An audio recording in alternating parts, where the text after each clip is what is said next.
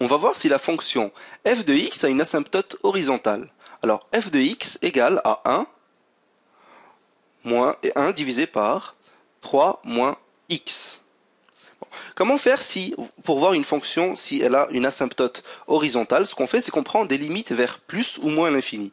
Alors on va commencer par la limite de x qui tend vers moins l'infini. On va commencer par ça. C'est la première étape.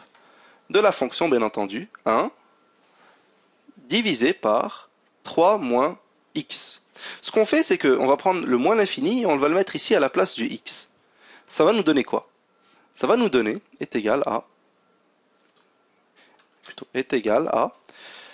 1 divisé par 3 moins, mais moins l'infini. Moins et moins, ça donne plus. Donc 1 divisé par 3 plus l'infini. 1 divisé par 3 plus l'infini, 3 plus l'infini, c'est la même chose que l'infini. Donc 1 divisé par l'infini. Mais 1 divisé par l'infini, ça donne quoi? 1 divisé par quelque chose de très très grand, ça donne 0. Donc 1 divisé par l'infini, ça donne 0. Donc cette limite-là vaut 0. On va passer maintenant à la deuxième partie, ça veut dire que la limite de x qui tend vers plus l'infini de la fonction 1 divisé par 3 moins x. On va faire ça maintenant. Donc, deuxièmement, on veut la limite de x qui tend vers plus l'infini de la fonction 1 divisé par 3 moins x. Ça donne quoi? Ben, regardez. Quand je prends l'infini ici, plus l'infini, et que je le mets à la place du x, qu'est-ce qui se passe? J'aurai 1 divisé par 3 moins plus l'infini. Bien sûr, moins plus, c'est le moins qui l'emporte. Ce qui me reste, 1 divisé par 3 moins l'infini. 1 divisé par 3 moins l'infini, c'est la même chose que 1 divisé par moins l'infini, n'est-ce pas? 3 moins l'infini, ben c'est le moins l'infini qui l'emporte. 1 divisé par moins l'infini. Et 1 divisé par quelque chose de très très très très grand en négatif, eh bien c'est la même chose que 0. Que ce soit moins l'infini ou plus l'infini, ça donne 0 quand même. Ici je vais mettre un plus juste pour qu'on puisse distinguer. Donc comme ça me donne 0, comme les deux me donnent 0, je peux dire qu'il y a une asymptote horizontale à y est égal à 0. Voilà. Donc, on va voir un deuxième exemple maintenant. Deuxième exemple. Alors on veut trouver la valeur de l'asymptote horizontale de la fonction g de x est égale à x divisé par x à la 3 et x à la 3 moins 7. X divisé par x à la 3 moins 7, ça donne quoi? Si je veux l'asymptote horizontale, eh bien je prends les limites à l'infini, n'est-ce pas? Donc on va faire la même chose. On va prendre un rouge ici. On va commencer par la limite de x qui tend vers moins l'infini. Ça va être la première étape. De la fonction, bien entendu, x divisé par x à la 3 moins 7. Et là, on fait comment? On fait comment pour trouver cette limite-là? D'abord, il faut voir, on est à quel cas?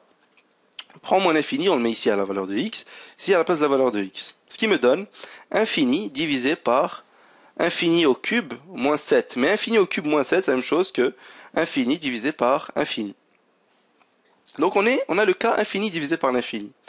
Ce qu'on va faire, c'est qu'on va factoriser. On va sortir le x à la 3. On va mettre x à la 3 en évidence. Il va me rester 1 divisé par x au carré. X au carré. Divisé, bien entendu, par, bien sûr, ça c'est la limite. C'est la limite de x qui tend vers moins l'infini. Je disais divisé par x à la 3, puisque je le fais sortir, x à la 3, multiplié par 1 moins 7 sur x à la 3. Bon. Vous voyez ici que le x à la 3, ici en haut et en bas, je peux l'éliminer. Ce qui va me rester, c'est la limite de x qui tend vers moins l'infini de 1 divisé par x au carré, on va le réécrire, x au carré, divisé par 1 moins 7 divisé par x à la 3. Bon. Je prends le moins l'infini et je le mets à la place de x ici. Ça me donne quoi? 1 divisé par infini au carré, ben ça va me donner 0. Alors je vais écrire ici 0 divisé par Je prends l'infini maintenant et je le mets à la place de x à la 3 ici. 7 divisé par l'infini, bah, ça me donne aussi 0. Mais j'ai 1 moins 0. Donc, divisé par 1. 1. 0 divisé par 1, eh bien, ça me donne 0. Ça, c'était la première étape. On va voir la deuxième étape maintenant. Deuxième étape, on va prendre du rouge. On va voir la limite à plus l'infini. La limite de x qui tend vers plus l'infini.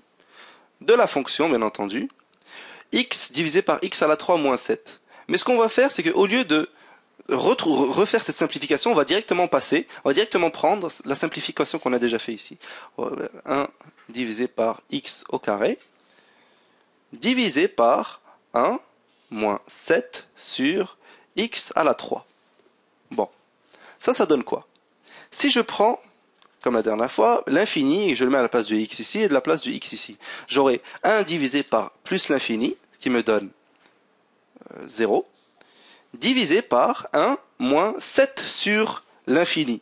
7 divisé par l'infini, ça me donne 0 aussi, n'est-ce pas? Donc 1 moins 0, ben, j'aurai 1. Donc 0 divisé par 1, ça me donne 0. Et donc, comme la limite de moins l'infini est égale à la limite de plus l'infini, et les deux sont égales à 0, donc je peux dire qu'il y a une asymptote horizontale, à y, est égale à 0.